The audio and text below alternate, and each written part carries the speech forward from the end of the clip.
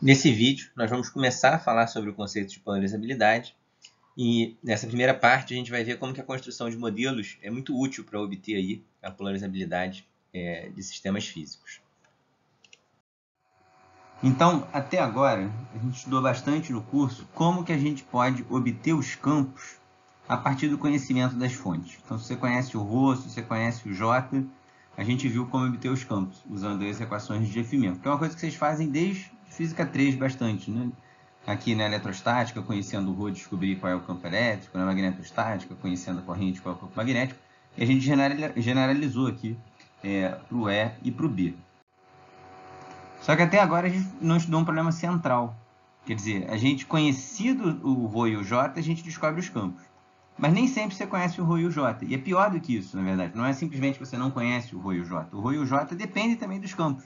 Então, a rigor, as equações de Jeff-Miller estão acopladas com as forças aí que vão determinar também como que as cargas se distribuem no espaço, como que elas se movimentam.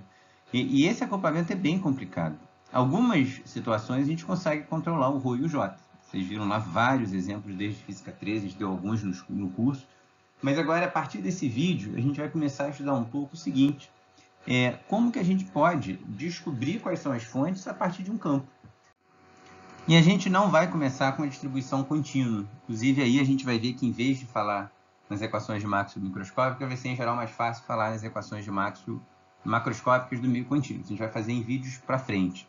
Então, agora, por enquanto, a gente vai partir de onde a gente parou nos últimos vídeos. A gente estudou a radiação emitida por um dipolo. A gente viu em que situações a gente pode considerar que a nossa fonte é descrita por uma expansão em multipolos. E aí, em vez da gente falar em um campo de densidade de carga e de corrente, a gente agora fica só com uma função do tempo, que é o dipolo. Esse cara armazena toda a informação da fonte.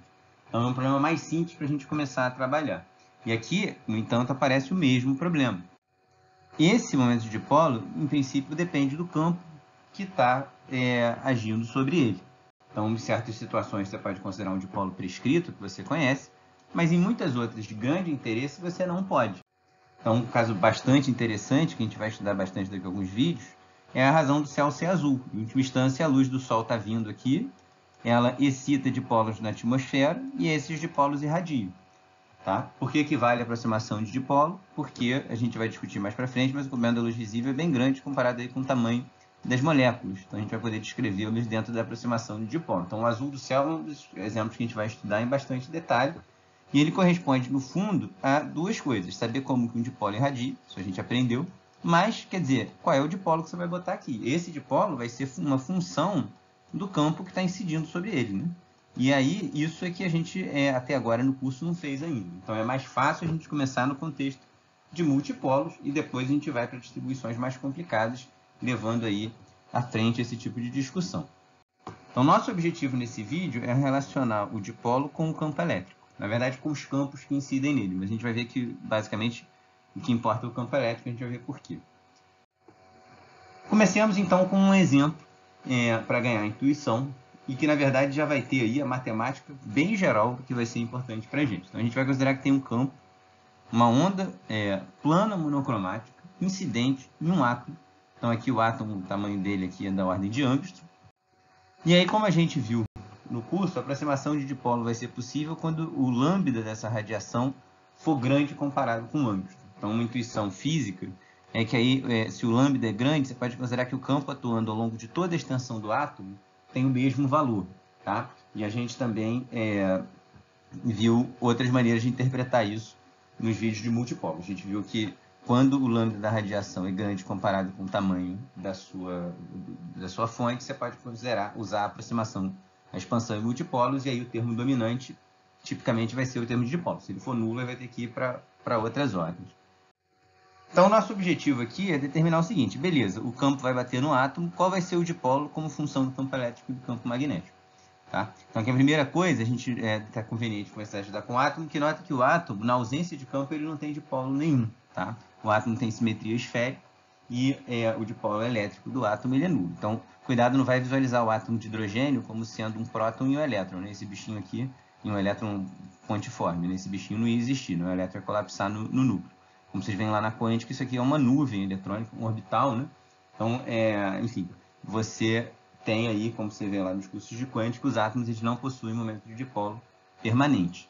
Então, nessa situação, realmente, tudo vai ser oriundo aí do dipolo induzido pela radiação no átomo. Mais para frente no vídeo a gente vai fazer comentários quando está lidando com moléculas com dipolo permanente.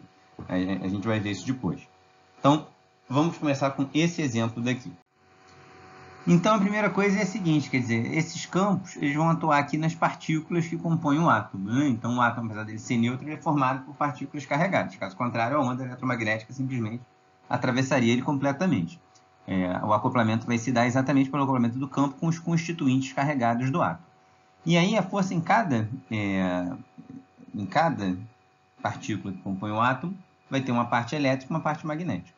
O ponto é que, como a gente viu, essa onda viajando no vácuo, a amplitude do campo magnético vai ser a amplitude do campo elétrico dividido por C, como a gente viu quando a gente estudou ondas eletromagnéticas. Portanto, a força magnética dividida pela força elétrica vai ser da ordem de V sobre C. E a gente vai supor aqui as velocidades baixas. A gente viu em aulas anteriores que isso é essencial para você usar aí a aproximação de dipolo. Então, aqui, quando a gente usa a aproximação de dipolo elétrico, a gente já está fazendo a hipótese de que essa razão é muito menor do que 1. Então, a força magnética ela pode, no primeiro tratamento, ser desprezada. E é isso que a gente vai fazer aqui. Então, ao longo de toda a nossa aula, a gente vai apagar esse termo e a contribuição dominante vem daqui. Tá? Isso a gente está fazendo para uma onda acoplando com um átomo. Isso a gente vai fazer quando a gente acoplar a onda com um dielétrico, lá o que vai ser o modelo de Lorentz, que a gente vai estudar lá para frente. E sempre a justificativa é a mesma, tá bom? A gente depois vai enfim, detalhar melhor lá na frente, mas só para chamar a atenção que realmente boa parte dessa relação do dipolo induzido com o campo vai depender do campo elétrico. O magnético é uma correção pequena, tá bom?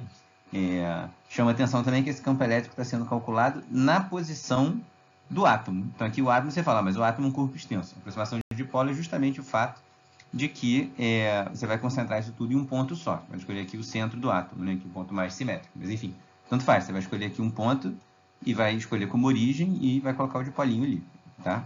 E é nesse ponto que você vai calcular o campo elétrico. A escala de campo aqui no interior do átomo, ela é dada pelas dimensões de carga e de distância que a gente tem no problema. Então, esse daqui é o tamanho do átomo, que vai ser ali o tamanho, vai ser o raio de Bohr, se for ali o átomo de hidrogênio, mas vai ser tipicamente algo na ordem de âmbito. Então, a escala de campo elétrico que a gente tem no problema, que interna ao átomo, é uma escala de 10 elevado a 11 volts por metro. Não quer dizer que em todos os pontos aqui da nuvem eletrônica vai estar sofrendo esse campo, mas esse daqui é a escala, é a ordem de grandeza típica do campo elétrico do interior ali, ao que os elétrons estão sujeitos em um átomo. Esse número é absurdamente alto. Inclusive, se você ligar um campo dessa ordem de grandeza, você ioniza o átomo. Então, quer dizer, na verdade, os campos que a gente está interessado aqui cotidianamente são campos bem pequenos com relação a esse campo interno, muito, muito menores do que 10 elevado a 11 volts por metro. E isso é absolutamente importante, porque isso faz com que você possa aproximar a resposta do átomo como sendo uma resposta linear. Então, aqui está um exemplo de resposta linear, ou seja, se você dobra o campo elétrico, você dobra o dipolo induzido. Nada que a gente está usando aqui justamente que na ausência de campo não tem dipolo, o que a gente falou anteriormente, então é igual a zero, não tem igual a zero. A rigor, se você tiver uma molécula polar, por exemplo, aí ele vai ter que somar aqui uma constante, a gente vai falar isso mais à frente, tá certo? Então, essa aproximação é muito importante, porque a rigor, você encontrar o dipolo elétrico como função do campo elétrico é um problema extraordinariamente complicado, muito difícil. Porém, como a gente viu, você tem um campo fraco, como vocês veem lá desde o curso de matemática, você pode pensar como uma série de Taylor. Tá? E aí o termo dominante, tipicamente, é o termo linear. Claro que para algumas coisas pode ser útil você manter um termo quadrático, enfim, mas sempre você vai estar dentro aí dessa lógica de poder expandir em Taylor a sua resposta. Porque, como a gente viu no slide anterior, se você tem aí um campo no qual começa a quebrar essa expansão em Taylor, você, na verdade, vai ter um campo que é intenso o suficiente para ionizar o átomo, então você nem teria mais átomo. Aqui, esse campo está calculado em zero, então o fato de calcular num ponto só, como a gente mencionou, é a aproximação de dipolo elétrico, e o fato de eu escolher esse ponto como origem, bom, tenho o direito de fazer isso. Essa constante de proporcionalidade é conhecida com o nome de polarizabilidade estática. A gente depois vai entender porque é chamado de estática, mas as respostas aqui atômicas são justamente encapsuladas por essa grandeza física que é a polarizabilidade. Eu disse que essa é um exemplo de relação linear, mas ela não é a mais geral possível. E o problema é que nota que aqui tem uma coisa curiosa nessa relação, que fica parecendo que o dipolo em T, fica parecendo não, nessa relação o dipolo no instante T, depende do campo exatamente naquele instante. No entanto, nota que, quer dizer, a matéria aqui, qual é o mecanismo todo da indução de dipolo? O campo ele vai fazer forças aqui nas partículas carregadas que compõem o átomo, e vai deslocar elas. Então, elas têm um tempo de resposta. A rigor, o seu dipolo ele não responde, em geral, de maneira instantânea ao campo elétrico aplicado. Então, essa relação aqui, ela muitas vezes não é verdade. Mesmo se você estiver na aproximação linear, em muitos casos você não pode escrever isso. Um dos pontos centrais desse vídeo vai ser tentar discutir esse ponto. O que a linearidade permite fazer é você perceber que a contribuição do campo em cada instante se superpõe. Isso é a ideia de linearidade, né? Então, se você tem um campo em T' provocando em T um dipolo, um campo em um outro instante T duas linhas vai dar uma outra contribuição para esse dipolo em T e essas contribuições se somam. E é isso que essa integral aqui está falando. Então, essa expressão daqui é a expressão mais geral linear entre uma função do tempo e outra função do tempo, tá certo? Então, aqui eu então, nesse caso, você vê que a polarizabilidade, em princípio, é uma função de T menos T'. Qual é a física aqui por trás dessa função aqui? Então, aqui, essa polarizabilidade instantânea, ela diz justamente uma questão de proporcionalidade. Agora, nesse caso daqui, o que acontece é o seguinte, esse alfa de T menos T', ele mede qual é a contribuição que o campo no instante T' dá para o dipolo em T. Então, se você pega um T muito maior do que T', então, sei lá, você liga um campo ontem, ele não vai ter nenhum efeito sobre o dipolo hoje do material. Então, esse alfa de T menos T' ele deve ir para zero quando T menos T' é muito grande. Por outro lado, ele não precisa ser uma delta de giro, que você não precisa responder instantaneamente. Delta de giro que você recairia aqui. Então, essa daqui é a resposta mais geral, linear, possível. Depois a gente vai tentar entender melhor de onde que isso daqui aparece. Tá? Por causalidade, a gente espera que a gente sempre possa escrever essa resposta de uma maneira que só dependa dos campos em T menor do que T. Ou seja, eu espero que esse alfa ele envolva uma teta de T menos T', uma teta de Heaviside, né? Ou seja, ele zere quando T' é maior do que T. Depois a gente vai ver isso várias vezes ao longo do curso, em diferentes contextos, tá? Mas, então, ou seja, recapitulando, quais são os pontos essenciais até aqui? Ponto essencial 1 é o fato de que a gente, para os campos cotidianos que a gente está interessado, a gente, em geral, vai poder usar a aproximação linear. É muito boa. E aí, a gente vai ter, então, uma relação linear do dipolo com o que está causando ele. Por outro lado, essa relação não precisa ser uma proporcionalidade. Pode ser em certos casos, mas não precisa ser. A relação mais geral possível envolve essa convolução aqui. Nota que esse alfa, eu estou dizendo que ele é função de T menos T', porque esse problema tem simetria por translação temporal. Bem na linha do que a gente discutiu lá atrás, em aulas anteriores. Depois eu vou voltar nesse ponto. Bom, vou voltar nesse ponto agora, na verdade. Nota que essa expressão que a gente está escrevendo, se vocês notaram qualquer semelhança com o formalismo da função de Green, isso não é coincidência. Vocês estão certos, vocês notaram um ponto importante. E, de fato, por que a gente pôde usar lá a função de Green para encontrar um campo magnético gerado por uma corrente qualquer lá, para demonstrar as equações de F-. Que a gente viu o seguinte, que a equação que rege o campo magnético depende linearmente da corrente. Os campos dependem linearmente das fontes. Está lá desde as equações de Matos. E essa linearidade se traduz, então, numa equação diferencial parcial, que é linear, e equações lineares podem ser resolvidas por funções de Green. A gente viu que a lógica da função de Green é justamente o princípio da superposição. Então, o efeito das fontes em diferentes pontos do espaço, diferentes instantes de tempo, estão sendo superpostos, então aqui no integral em R' em T', para gerar o campo magnético em RT. É exatamente a mesma coisa que tem aqui. A polarizabilidade é uma função de Green. Ora, se é uma função de Green, por que eu não chamei ela de função de Green? Estou seguindo aqui a nomenclatura dos livros de física, que existem por uma razão. Quer dizer, o nome polarizabilidade, essa resposta linear da matéria, ela vem aí de estudos de física atômica, física molecular, uma comunidade diferente ali, a comunidade que estava resolvendo esses problemas aí de equações diferenciais lineares dos físicos matemáticos. Então acabou se dando nomes diferentes, mas é a mesma coisa. A polarizabilidade é uma função de Green. A polarizabilidade é a resposta linear que o dipolo oferece a um campo incidente sobre ele. A outra razão de não ter o mesmo nome é que, tipicamente, muitas vezes você chega aqui na polarizabilidade sem necessariamente precisar especificar ali qual é a equação diferencial que o dipolo satisfaz. A função de Green, por definição, né, é um nome que a gente usa para resolver a equação diferencial parcial de um linear, ou qualquer equação diferencial parcial que seja linear. Essa aqui que a gente viu lá é a definição de função de Green. E aqui a gente ainda nem falou nessa equação, né? Na verdade, a gente pode falar. Se a gente vai obter uma equação para P, a gente vai ver que ele depende linearmente de E. Por que ele depende linearmente de E? Aqui é diferente da equação de Maxwell. É uma aproximação, a gente viu anteriormente por que a aproximação linear é boa. Aqui, no caso do B dependendo do J, essa, até onde a gente sabe, é uma relação exatamente linear. Isso decorre de equações exatas do eletromagnetismo, que são as equações de Maxwell. No caso da resposta da matéria, isso vai ser aproximado apenas. E isso é importante, na verdade, porque várias vezes você, inclusive, não é exatamente linear, e às vezes você tem aí materiais não lineares, que tem uma física muito rica, que eu vou comentar um pouquinho em aulas mais para frente. Por fim, aquele comentário que eu fiquei devendo do slide anterior, nota que, de maneira geral, essa função de Green ela é função de R, R', T e T'. E o significado físico disso é justamente quanto que a corrente que está em R' no instante T' contribui para um campo que está em R e T. Então, a rigor, isso aqui não precisa ser função apenas das diferenças. Mas a gente viu lá, quando a gente deu a função de Green em detalhe, se você tem simetria por translação temporal, então isso só depende de T e T' através da diferença T menos T', que é o que eu já estou usando aqui, porque eu sei que esse problema tem aí a simetria por translação temporal, então a gente já pode escrever nessa forma, tá bom? Agora, como é que a gente descobre quem é esse alfa? Como é que a gente descobre aí uma equação diferencial para o P? A gente vai precisar fazer um modelo de átomo. Então, aqui é uma parte muito bonita de eletromagnetismo que encontra aí a física atômica, encontra a física molecular, que é justamente a ideia. Você quer saber como que um átomo, um dipolo, responde a um campo elétrico externo, você tem que modelar esse átomo.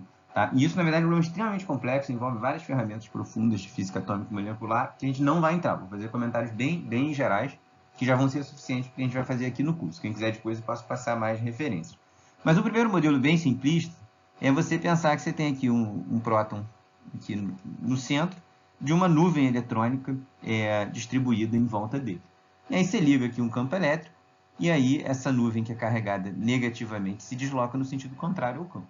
O próton se desloca no sentido do campo, mas como ele é pesadão, ele vai deslocar bem menos. Eu vou aproximar aqui que ele não desloca nada, tá certo? Que é uma aproximação que a gente faz bastante aí, enfim, você pode não fazer se você quiser, você pode olhar para a massa reduzida desse sistema, mas enfim, aqui para a gente já vai funcionar super bem.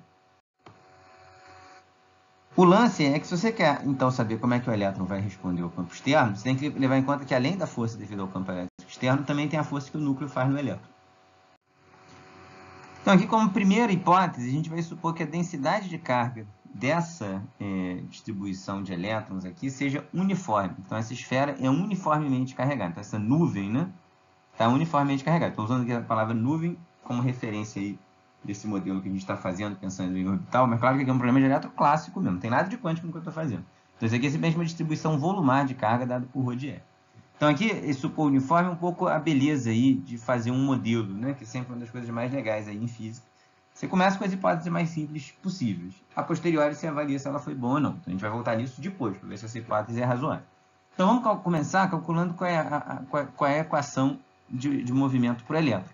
A gente viu que o próton a gente está supondo parado, e esse movimento do elétron que vai dar aí a possibilidade do dipolo induzido. Nota que o mecanismo físico do surgimento do dipolo já está ilustrado aqui.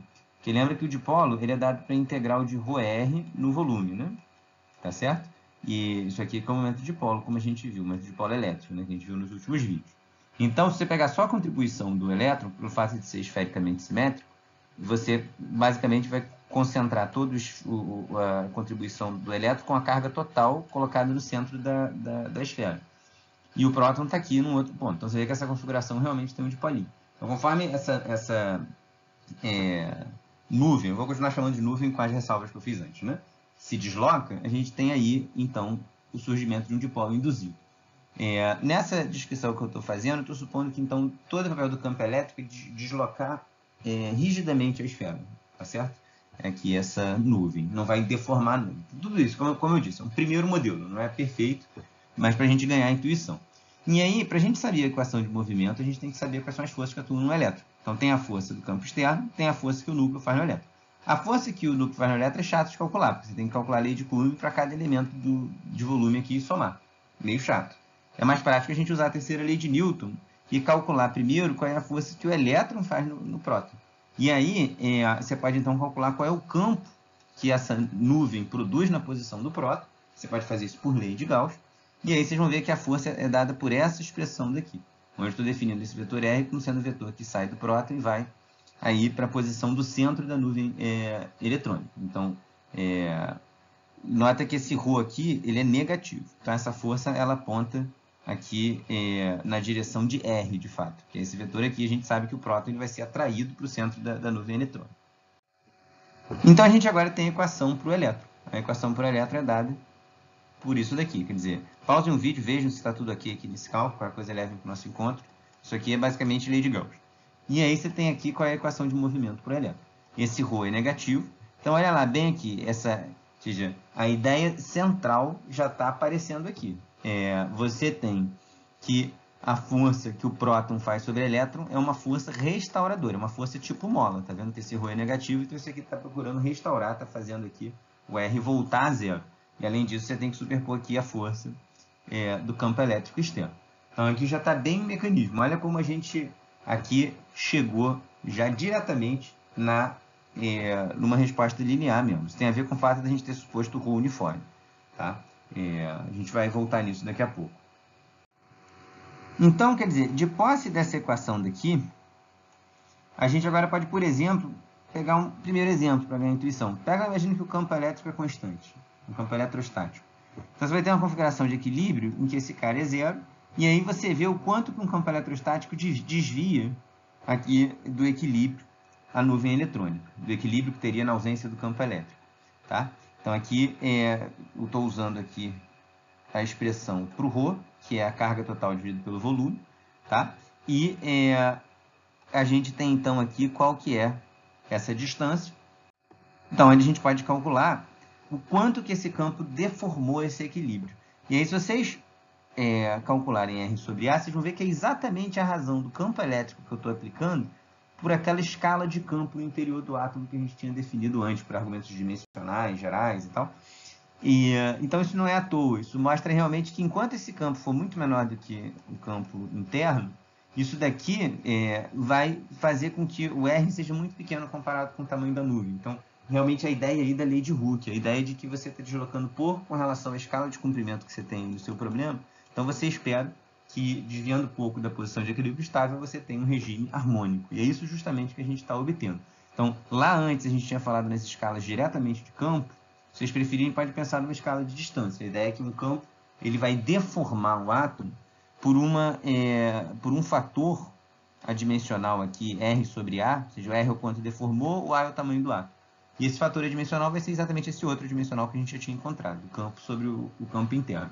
Então, supor que esse campo é pequeno para ionizar o átomo é dizer que o deslocamento é pequeno, e dizer que o deslocamento é pequeno é dizer que você está no regime harmônico. Então, olhando aqui por outros ângulos, né, essa questão da aproximação linear. Então, olha só, se você puser um campo de 10 a volt por metro, ou seja, 10 milhões de volts em 1 metro, lembra que a rigidez elétrica do ar é 1 milhão de volts por metro. No ar, com 1 milhão de volts por metro já tem raio. Com 10 a 7 volts por metro, o R sobre A dá da ordem de 10 a menos 4. Então, isso é muito, muito, muito pouquinho. Uma parte em 10 mil que você desloca. Tá? E aí, tornando um pouquinho mais preciso o que a gente fez, a gente antes considerou a densidade uniforme, né? Mas na realidade, quer dizer, a ideia é a seguinte: a gente precisa, no que a gente fez, calcular simplesmente qual é a carga que esteja contida aqui dentro dessa esfera de raio R. Como a gente está vendo, é muito pequenininho. Então, mesmo se o ρ não for uniforme, desde que ele seja esfericamente simétrico, essa é a hipótese que a gente está fazendo desde o início, basta você calcular, pegar esse ρ numa primeira aproximação e colocar ele na origem, né? Então, a ideia é que se o ρ não é perfeitamente uniforme, isso daqui seria só o primeiro termo na expansão em Taylor do ρ de R. Teriam outros termos, e aí você vê que, de fato, a resposta não é rigorosamente linear, né? Mas, numa primeira aproximação para deslocamentos pequenos, basta manter esse termo daqui. E é isso que está acontecendo aqui, né? E você vê como a gente, pensando aqui um comentário, né, se a gente está modelando aqui o orbital S do átomo, isso é bom realmente, porque no orbital S você tem que ali na origem, de fato, a distribuição, a densidade de cargas não é nula, né? Matematicamente é isso. Se for nula, tudo bem. Você tem que ir para o regime seguinte, aí você não teria um regime harmônico rigorosamente. Mas porque a gente está descrevendo, isso funciona bem. Se você tiver aí agora um átomo que, enfim, você está considerando aí elétrons que estão em orbitais que não são S, aí tudo muda desde o início, porque aí já não vale mais essa modelagem esfericamente simétrica da distribuição de cargas. Mas tudo bem, quer dizer, a ideia aqui é só ver como que modelinhos podem ser úteis aí para obter aí uma expressão para polarizabilidade. Mas na realidade, uma vez que você diz que a resposta é linear, a forma que a gente vai chegar para a polarizabilidade, enfim, vai ser mais ou menos sempre a mesma. A gente vai voltar nisso bastante em outras aulas também. Então, agora que a gente discutiu a aproximação linear, vamos para o nosso protagonista. A gente quer saber o dipolo. O dipolo vai ser menos E vezes esse vetor que relaciona aqui, tá certo? Lembrando que é tudo uma escolha de origem. Eu botei aqui a origem no próton, né? Escolhi medir o R a partir daí. Então, a carga que está fora da origem é o menos E. Então, o dipolo é menos E vezes R. E aí, a partir dessa equação, escrevendo em termos de dipolo, vou lá, você tem uma equação diferencial para o dipolo, que nessa aproximação, como a gente tinha antecipado, é uma equação linear. A função de Green dessa equação é quem? A polarizabilidade, tá bom? Então, agora, a gente, em termos dessa, a gente está escrevendo assim, nota que eu já escrevi aqui, dimensionalmente, essa constante que aparece aqui é uma constante com dimensão de frequência ao quadrado, e que vai ter uma física muito rica, justamente. Vai ser a frequência de vibração natural desse sistema. Ou seja, você ligou um campo elétrico, deslocou a nuvem do equilíbrio, tirou o campo elétrico, ela vai voltar ao equilíbrio, tipicamente oscilando aí em torno da posição de equilíbrio estável, né? O oscilador harmônico. Aqui eu não estou botando nenhuma dissipação, então ele ficaria oscilando para sempre. Mas a rigor sempre tem alguma dissipação aí que vai fazer esse cara depois em algum momento parar. Então pause o vídeo, façam os cálculos, vê se está tudo ok.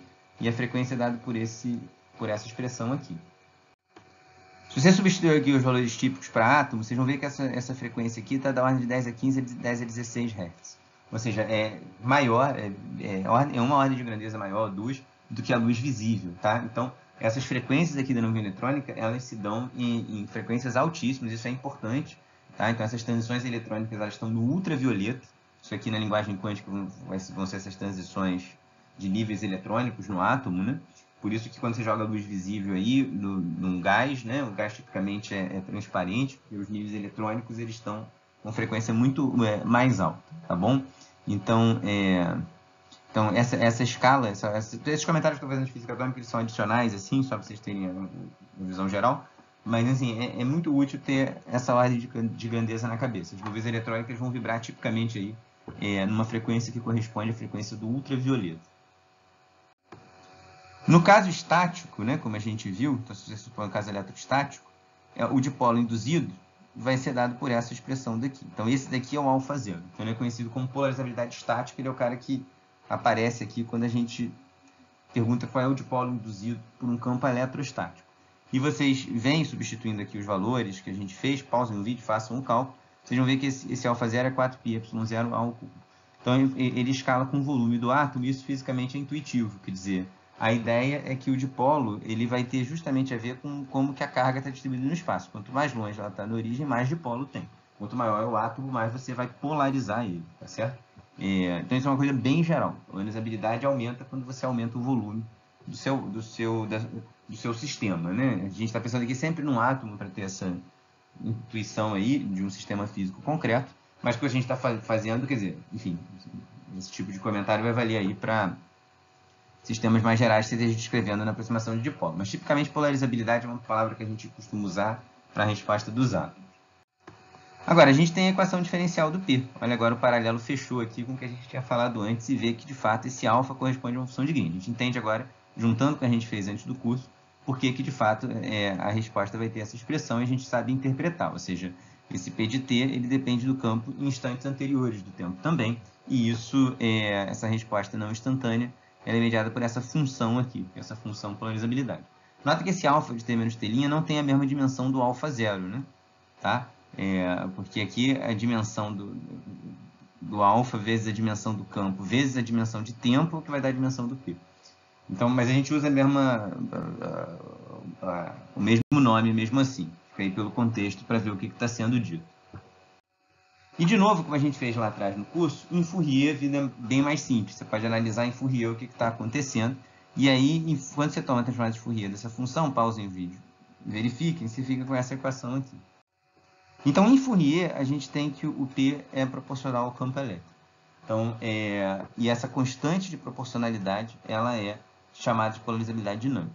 Então, quando você está no regime linear, o P de T, o dipolo induzido no tempo, não costuma ser proporcional ao E de T. Tá? Porque a resposta não é instantânea. Então, isso aqui, em geral, não é verdade. Pode ser aproximadamente verdade em certos casos, mas isso aqui não é verdade. Mas, o fato do alfa ser função só de T menos T', que é o que está ligado com simetria por translação temporal, conforme a gente comentou e tal, faz com que a aproximação linear se traduza em proporcionalidade no espaço de Fourier. Então, em Fourier é proporcional mesmo.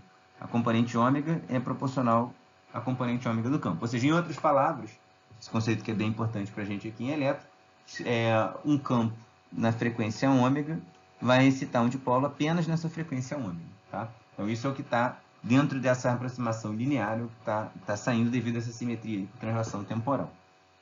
E aqui a gente tem, então, esse modelo, nosso primeiro modelo de polarizabilidade. Mais para frente no curso a gente vai ver alguns outros. Nota que a polarizabilidade estática, conforme o próprio nome sugere, é exatamente o que você vai obter tomando esse ômega para zero. Então, quer dizer, agora a gente vai querer interpretar melhor essa polarizabilidade. A gente vai deixar isso até para o próximo vídeo. Várias características físicas importantes aqui. Eu só queria já destacar a inteira semelhança dessa discussão que a gente está fazendo de polarizabilidade com o que a gente estudou lá desde mecânica, né, desde física 1, ali, com a lei de Hooke.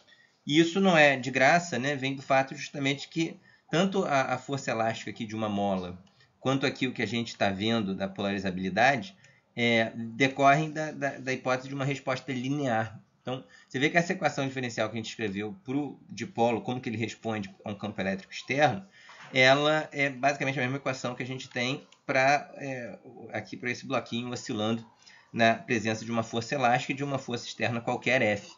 E aí, em Fourier aqui, a solução para o deslocamento que a gente tem desse bloco é basicamente da mesma forma do que a gente tem aqui para o átomo. Né? Então, estou dizendo isso para comentar justamente que é muito, muito útil para interpretar e fazer, e aqui eu estou falando só para um átomozinho, mas mesmo quando a gente for para o contínuo, várias das características dessa resposta do material a um campo externo, dentro da aproximação linear, você vai poder entender conceitualmente fazendo um mapeamento aqui com o que acontece com um bloco preso por uma mola. É muito próximo. Então, aqui esse nosso modelo de polarização foi isso. Esse daqui é a carga do elétron, essa aqui é a massa do elétron, que a gente está considerando que o nosso dipolinho corresponde basicamente a oscilações ali da nuvem eletrônica. Né? Então, a gente está olhando para um átomo, e aí por isso que apareceram essas grandezas. Se for outro sistema, e for, enfim, esse dipolinho não for um átomo, for outra coisa qualquer, aí as constantes que aparecem mudam, mas a forma funcional ela fica essencialmente a mesma dentro de uma aproximação de resposta linear, porque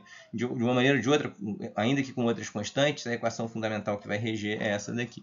Então, assim encerra esse vídeo. No próximo a gente vai explorar essa relação que a gente obteve e ver várias características físicas interessantes.